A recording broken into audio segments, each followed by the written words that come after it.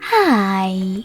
In front of me is ZTE Blade A32 and today I would like to show you how you can check a password added to Google Passwords Manager.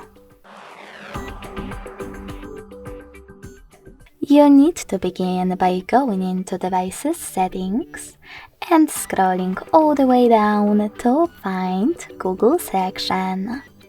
When you find it, click on it. Now select Autofill. Autofill with Google and passwords. Following that, just tap on one of your passwords that you wish to check and enter your current login method. Last but not least, click on this eye icon next to your password to make it visible. Thanks so much for watching. If you enjoyed this video, don't forget to leave a like, comment and subscribe. Bye!